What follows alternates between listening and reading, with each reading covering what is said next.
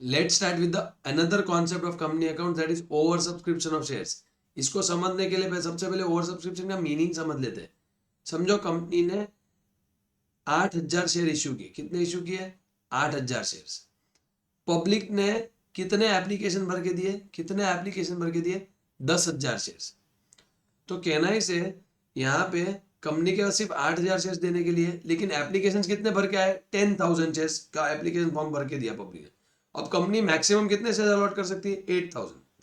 This is known as over subscription.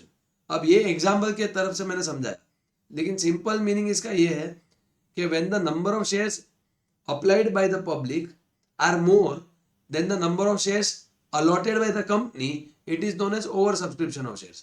इसको हिंदी में भी समझ सकते हैं कि जितने एप्लीकेशन पब्लिक ने अप्लाई किए हैं उतने शेयर्स कंपनी के पास नहीं आए, तो कंपनी ने उससे कम नंबर ऑफ शेयर्स अलॉट किए हैं या इशू किए, तो इस केस को बोलेंगे over subscription of shares. I hope it is very very clear the concept. Repeat करता हूं, कंपनी ने 8,000 शेयर्स इशू किए, पब्लिक ने 10,000 शेयर्स का एप्लीकेशन भर के दिया, तो कंपनी मैक्सिमम कितने शेयर अलॉट कर सकती है? 8,000। तो this is known as over subscription. Public ने ज्यादा एप्लीकेशन फॉर्म भर के दिए क्योंकि पब्लिक को पता नहीं है कंपनी के पास कितने नंबर ऑफ शेयर्स है।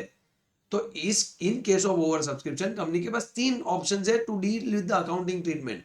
Either option number 1, company can reject और रिफंड द एक्सेसिव एप्लीकेशंस।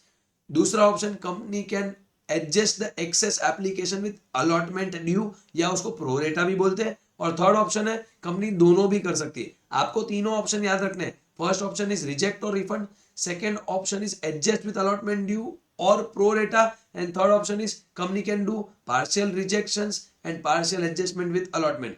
तो इस कॉन्सेप्ट को समझने के लिए एक अकाउंटिंग एंट्री पास करनी पड़ती है, जिसको सबसे इंपॉर्टेंट एंट्री माना जाता है इन case of over subscription of shares, और मैं उसको बोलता हूं जंबो एंट्री। अभी जंबो क्यों बोल रहा हूं, उसके पीछे एक कारण है। नॉर्मली एक एंट्री में 2 ही अकाउंट होते हैं, एक डेबिट एक क्रेडिट। यहाँ पे जंबो एंट्री बोलने का कारण क्या है कि यहाँ पे एक डेबिट और मल्टीपल क्रेडिट्स होने वाले। बेसिकली एप्लीकेशन मनी ट्रांसफर कहाँ होता है? शेयर कैपिटल में ट्रांसफर होता है। कहाँ ट्रांसफर होता है? शेयर कैपिटल में। बच्चे लोग को ये एंट्री बराबर याद रहती है। एप्लीकेशन मनी ट्रांसफर क्या एंट्री होती है? Share application account debit to share capital. लेकिन जब ओवर सब्सक्रिप्शन आता है तो ये एंट्री बड़ी बन जाती है, मतलब जंबो बन जाती है। तो जंबो का मतलब क्या है? एप्लीकेशन मनी ट्रांसफर की एंट्री क्या है? Share application account debit to share capital account. जिन लोगों को कंपनी ने रिफंड दिया है उनके लिए कंपनी बोलेगी टू बैंक अकाउंट। जिन लोगों को कंपनी ने बोला है कि आपका जो एक्स्ट्रा पैसा पड़ा है वो मैं अलॉटमेंट के साथ एडजस्ट करके देती हूं, तो टू शेयर अलॉटमेंट। तो एंट्री हो गई ना बड़ी। एप्लीकेशन मनी ट्रांसफर की एंट्री क्या है? Share application account debit to share capital. पर जैसे ओवर सब्सक्रिप्शन आता है तो यही एंट्री एक्सपांड हो जाती है। कैसे? Share application account debit to share capital account. जिनको रिफंड दिया उनके लिए टू बैंक अकाउंट, और जिनको बोला कि हम एडजस्ट करके देंगे उनके लिए टू शेयर अलॉटमेंट अकाउंट। अब अमाउंट्स कैसे भरने? शेयर एप्लीकेशन में जितने एप्लीकेशन का पैसा आया उतना अमाउंट वहां लिखना है। शेयर कैपिटल में क्या लिखेंगे? जितने शेयर्स कंपनी इश्यू करने वाली, इश्यू मतलब हमारे एग्जांपल में 8,000 शेयर्स, तो उतने ही 8,000 शेयर्स का ही पैसा उस शेयर कैपिटल में आएगा। बैंक में क्या आएगा? जितना पैसा कंपनी रिफंड देने वाली है। और अलॉटमेंट में क्या आएगा? जितना पैसा कंपनी एडजस्ट करने वाली है, या फिर मैं उसको बोलूंगा बैलेंसिंग फिगर। या देखो, एडजस्ट विद अलॉटमेंट ड्यू या balancing figure. So this is over subscription of shares guys, very important concept. इसके आगे 4 फीचर भी चलता है जो बहुत बड़ा कॉन्सेप्ट आता है। अपकमिंग वीडियो में आप देख सकते हो उसको भी। तो ध्यान रखिए, ओवर सब्सक्रिप्शन में कंपनी के पास कितने ऑप्शन है? 3 ऑप्शन।